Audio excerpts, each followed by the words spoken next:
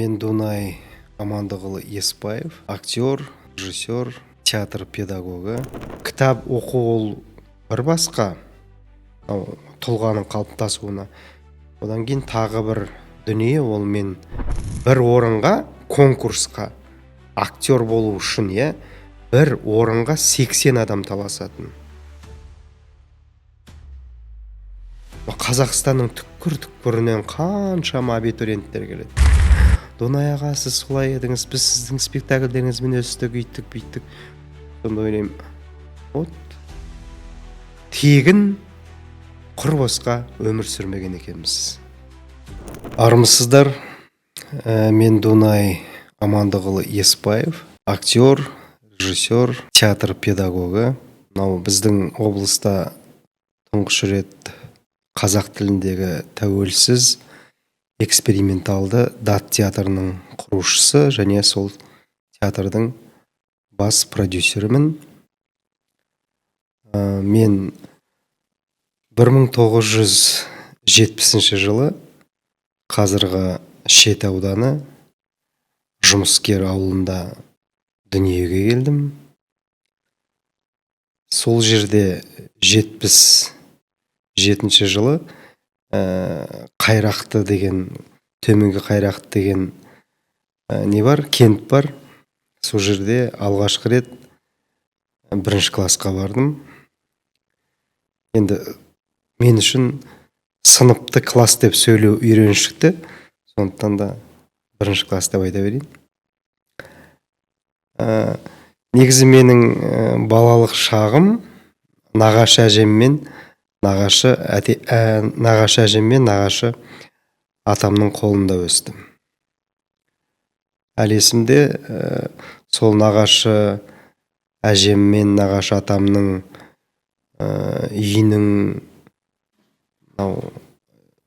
үйінде бір керемет әртүрлі тәтті заттардың, лавр жапырағы қосылған керемет сорпаның, қымыздың, құрттың, қазғартаның иісі әлі күнге дейін менің санамда, көз алдымда. Өте ерке болып өстім. Ерке болғанда да ұрда-жық емес, ақылды ерке болып өстім. Себебі сол менің әжемнің үйінде үлкен кітапхана десе де болады. Үлкен сондай кітап қоры болды. Өйткені сол мамамның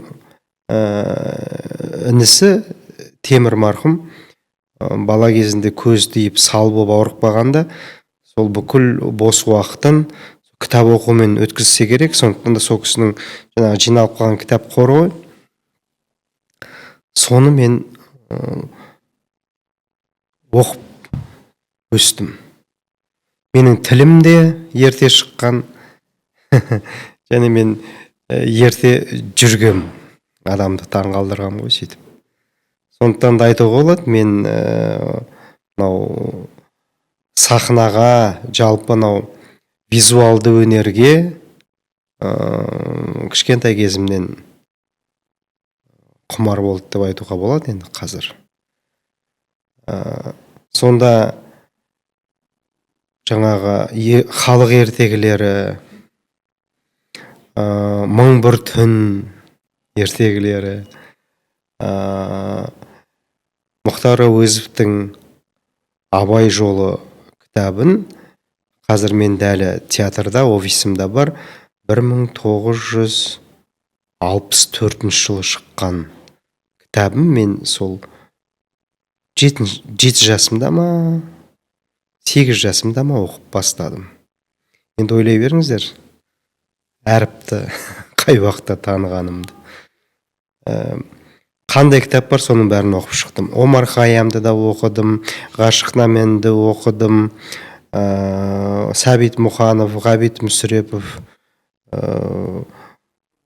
Лев Толстой, Ілияс Есенберлин, Мұхтар Мағауиннің кітаптарында сол алғашқы шыққан кітаптарын ағам жұлдыз деген журнал болған, керемет жалын деген журнал болған, соған жазылатын, соларға шыққанның бәрін сол кісі оқиды, одан кейін мен оқитынмын.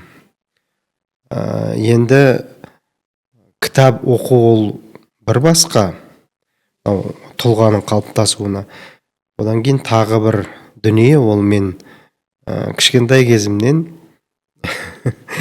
әртүрлі адамдардың дауысын салып, жүріс-тұрысын салып, соларды бір әжуалап дейміз бе, өзімше бір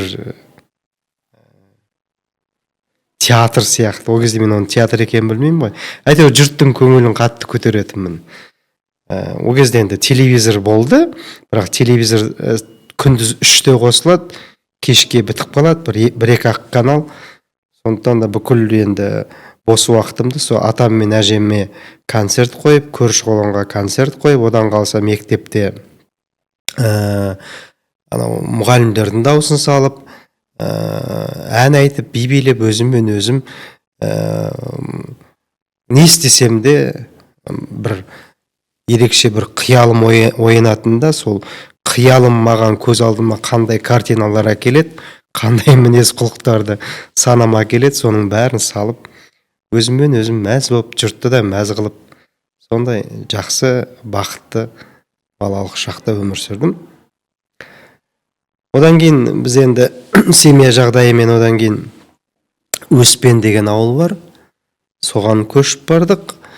Мен орта мектепті сол Өспеннің Сәкен Сейфуллин атындағы Өспен орта мектебін өте жақсыға 1987 жылы бітірдім.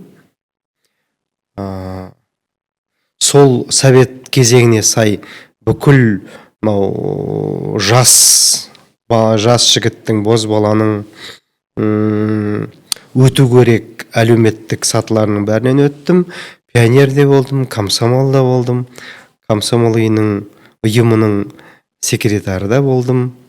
Сондықтан өте белсенді, өте қоғамдық жұмыстардың бәріне атойлап тұрып қатысатын, өзімнің азаматтық позициямда, өзімнің принциптерімде осы бір белгілі бір өзіме қажет биіктіктерді бағындыру үшін қолдандым. Ол кезде енді қазіргідей әртүрлі мектептер, тренингтер деген жоқ қой. Өзі жаратушы қандай сана, қандай талант берді, соның бәрін бір түйсік арқылы өзім соны басқарып, өзімді өзім дамыттым. Сөйтіп 1987 жылы Сәкен Сейфуллин атындағы, жаңа жоғарыда айтқандай, орта мектепті бітірдім да арман қала Алматыға оқуға тартып кеттім. Мен негізі ойлайтынмын, заңгер болам деп. Әкем марқұм да менің заңгер болғанымды қалады негізі. Бірақ мен Жүргенов атындағы Қазақ ұлттық өнер академиясына 1987 жылы Совет одағының халық әртісі, біздің жерлесіміз Шолпан Жандарбекова және Қазақстанның халық әртісі Тілектес Мейрамов ағамыздың класына драма және киноактері бөліміне оқуға түстім. Бүкіл емтихандарды 5-ке тапсырдым. Мен жалпы 4 деген бағаны өте сирек алатынмын. Неге екенін білмеймін. Сондай бір керемет дайындалмайтынмын да, соған көз майымды тауысып. Қандай да бір кнопка бар, соны қосып қоямын да өзім сол тығырықтардан шығып жүретінмін. Сол оқуға түсетін кезде, ол кезде бір орынға, конкурсқа актер болу үшін бір орынға 80 адам таласатын. Ол кезде коммерческий деген не жоқ, бөлім жоқ. 13 адам алады. Қазақстанның түкпір-түкпірінен қаншама абитуриенттер келеді. Соның бағым жанып, сол 13 бақытты адамның ішінде сол академияға оқуға түстім. Оқуға түсіп атқанда сыртта тұрасың ғой, бақылап тұрасың. Сөйтсем, мен ойлап қоямын, мына қандай таланттылар, мен түсе алмайтын шығармын деп, өйткені қолдарын ерсілі қарсы сермеп, бақырып, ақырып әйтеуір бірдеңелерді оқып жатыр, бірақ та менің ішкі түйсігім айтады, неменеге бұлар бақырады? Неменеге соншама қолдарын жөн-жосықсыз сермей береді жан жаққа? Неге айғайлап сөйлейді? Неге жай ғана айта салмай түсінгенін деп өзімше. Сосын шықтым да, әлі есімде Қасым Аманжоловтың Туған жер деген өлеңін оқыдым. Шона Смаханұлының Екі қыздың әңгімесі деген мысалын оқыдым. Ілияс Есенберлиннің Аққу құстар қуанышы деген романынан үзінді оқыдым. Сол жеткілікті болды. Маған, келесі турға өтесің, өттіңіз деді. Деп. Сөйтсем 3 тур бар екен ғой. Бірінші тур ол жай таланты бар ма, жоқ па, соны қарайды екен. Екінші турда басқа бір программа, үшінші тур ең негізгі программа. Содан екінші турдан да өттім. Үшінші турға келгенде Шолпан апай айтады: ай балам, енді бойың сонша ұзын емес екен, сен армияға бар, морковь же, турникке тартыл, сондай деп. Мен айттым, жоқ, мен бойым, мәселе бойда емес, мәселе талантта. Талантым жетіп тұр ғой менің. Ауылда морковь деген аз болады. Алматыға келдім, морковьты да жеймін, алманы да жеймін, жүзімді де жеймін, бойымды өсірем.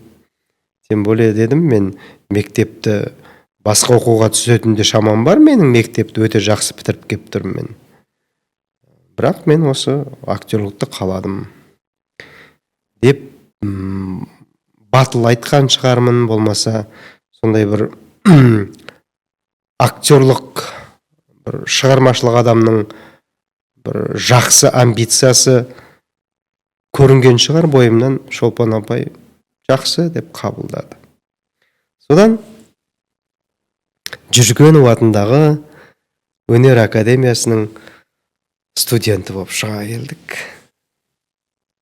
Бізде театр саласында жүрген адамдарда мынандай бір әңгіме бар.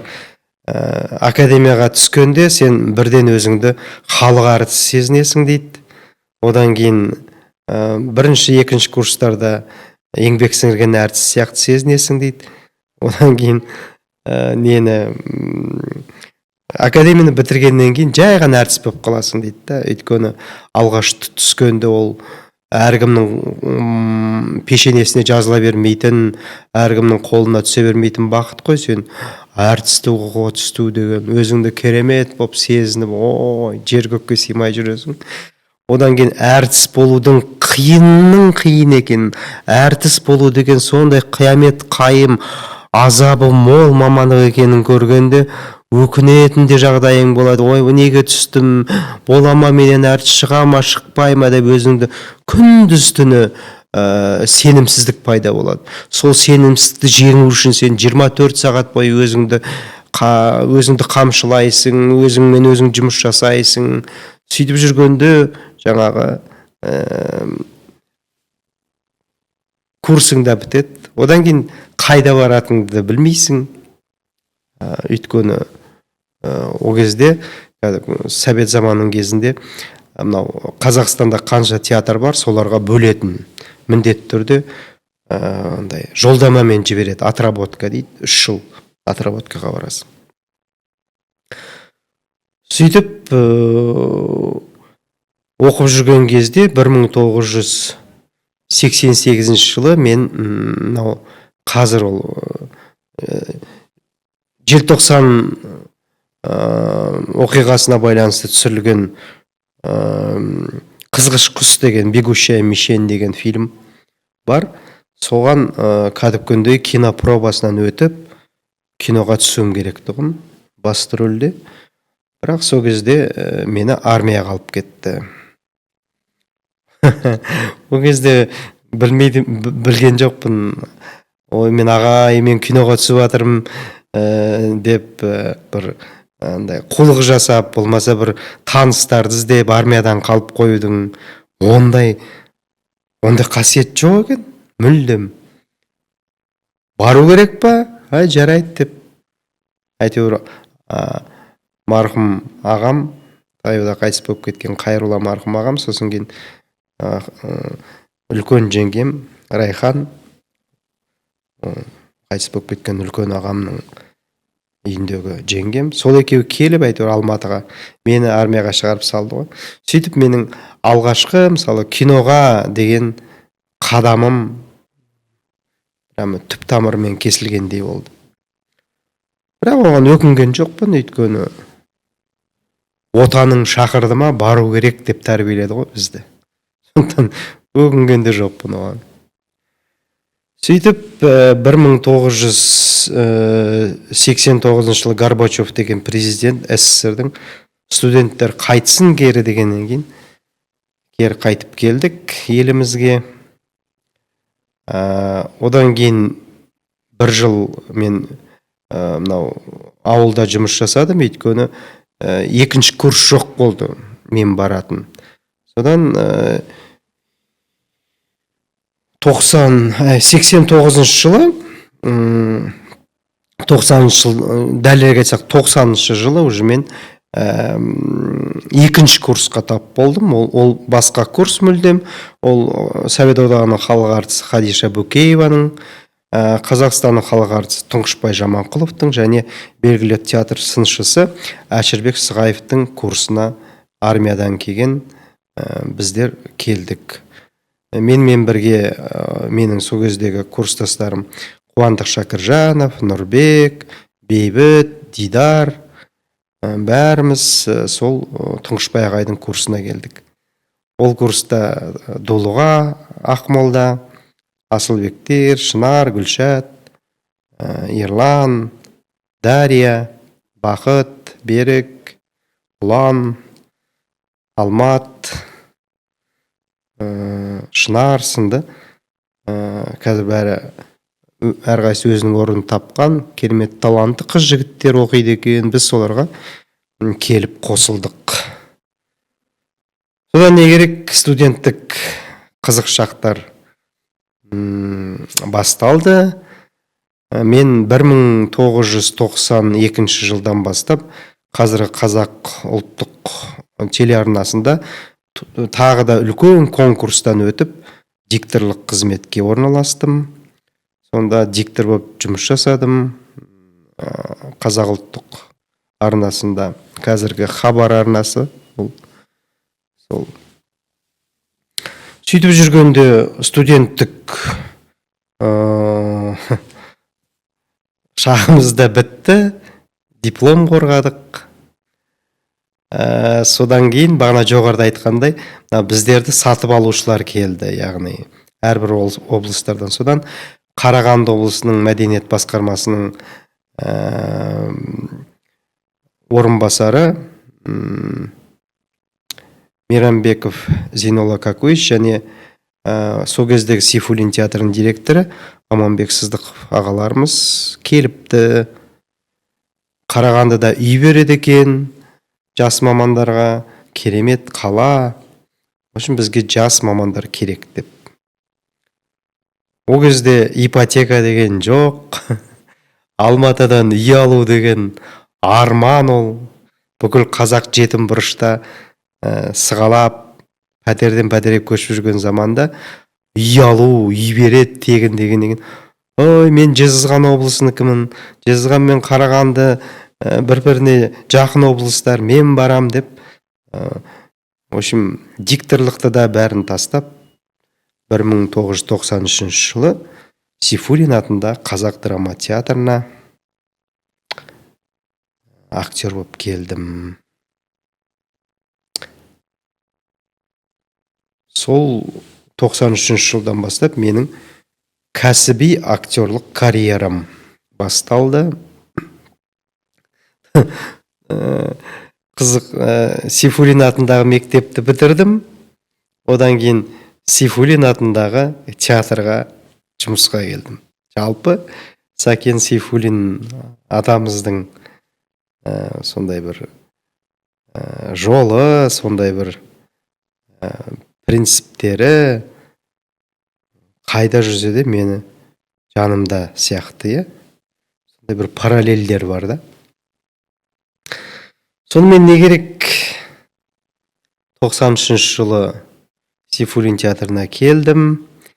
Ең алғашқы ойнаған рөлім мен 23 жасымда, как раз Қалибек Қуанышбаев қазақ театр өнерінің алғашқы құрушыларының бірі ғой, біздің жерлесіміз, Совет одағының халық артисі. Сол кісінің 100 жылдығына байланысты халықтың қалекейі деген театрландырылған үлкен көрініс қойылып жатыр екен. Мені 23 жасымда Азубай деген шалды, 75 жастағы Азубай деген шалды ойнатуға, сол рөлге түсірді мені. Анау Жүргенов академиясында звезда оқпаған, диктор болып звезда оқпаған адамсың ғой. Шалды ойнау керек. Не істеймін?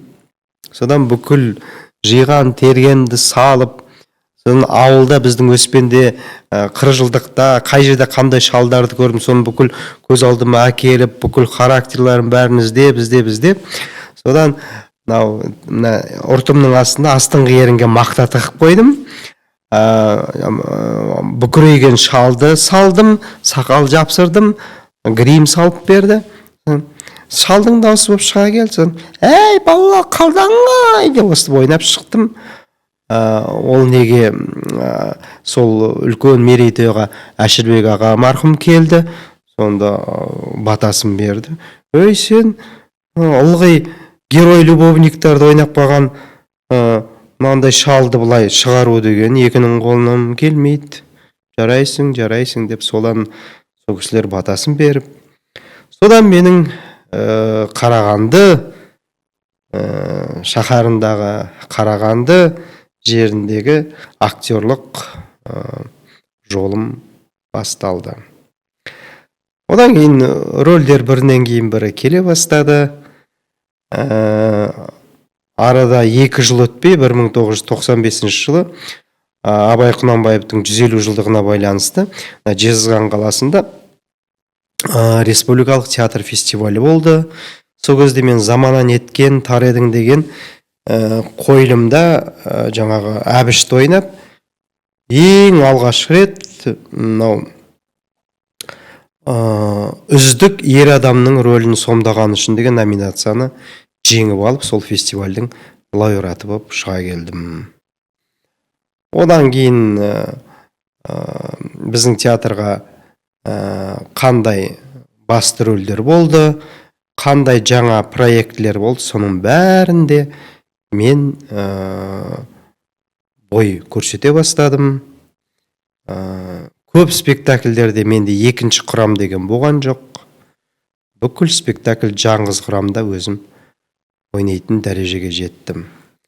Ол ненің белгісі? Ол, яғни менің кәсіби дәрежем дұрыс болған, маған ұстаздарым дұрыс тәрбие берген, менің өзімнің мынау адам ретінде, актер ретінде бай қиялым, бай фантазиям, елестете білу қабілетім, байқампаздық қабілеттерім жақсы болса керек. Сөйтіп мен қазіргі тілмен айтқанда Сейфуллин театрының жұлдызы болып шыға келдім. Бірақ та біздің кезімізде өзін жұлдыз сезіну деген үш қайнаса түсімізге кірмейтін дүние тұғын. Бізге сахнаға шығу, рөл ойнау, рөл берді, соған күндізіне дайындалу, іздену деген біздің ең бірінші алдымызға қойған мақсат болады. Рөлдер беріп жатыр, келіп жатыр, соның бағасын білу. Егер рөл алмай қалсаң, неге рөл алмай қалдым мен, мүмкін мына жерім дұрыс емес шығар, мына жерімді жөндеу керек шығар, мүмкін одан да қатты жұмыс жасау керек шығар деген принциптермен жұмыс жасадық біз. Қазіргідей біз медийный болуға асыққан жоқпыз. Сөйтіп, одан кейін 1996 жылы қазір Орал қаласында, бұрын бізде театрда істеген Сердеш Қажымұратов деген ағамыз, Қазақстанның еңбек сіңірген әртісі. Сол кісі Әлімбек Оразбековтың шығармасы бойынша қойылған «Бір түп алмағаш» деген отбасылық драманы сахналады. Сол отбасылық драмада мен мүгедек бала Мақсаттың рөлін ойнадым. Қазақстанда тұңғыш рет сол Мақсатты мен ойнадым. Сол спектакльді мен сахнада 544 рет ойнаппын. Өздеріңіз ойлаңыздар, бір рөлді 544 рет ойнау. 96 жылдан 2011 жылға дейін. Қызық. Енді бұл Мақсат менің актерлық карьерамдағы өте бір жақсы шыққан, мені Қазақстанға одан сайын танытқан, әріптестерімді мойындаған, театр сыншылары да мойындаған, одан кейін маған жалпы актерлық карьерада үлкен асфальт сияқты, проспект сияқты жол ашып берген рөлдердің бірі болды. Оны мен әлі мақтанамын.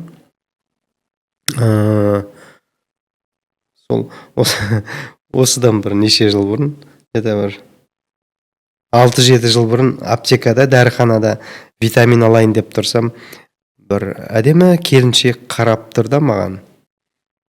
Сосын кейін енді біз әртіс адамдар, бізге қарап тұрған көзқарас болса бірден жиналып, сондай бір өзімізді ұстап, сөйтіп нетеміз енді. Жинала қаламыз.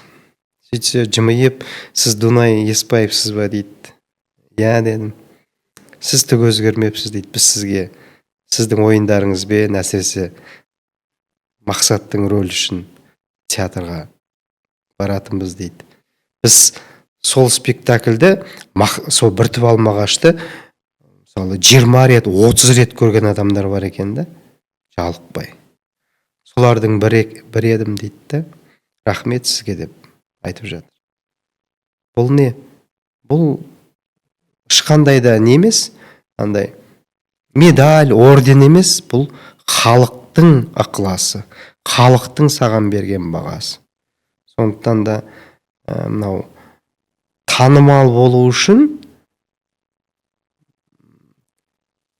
орден, медаль, қандай да бір мақтау грамоталары емес, халықтың саған деген, халықтың саған өнер адамы ретінде, өз ішінің шебері ретінде көзқарас халықтың жүрегінде сақталып қалсаң, сол міне әртіске жалпы өнер адамының ең үлкен награда сол деп ойлаймын.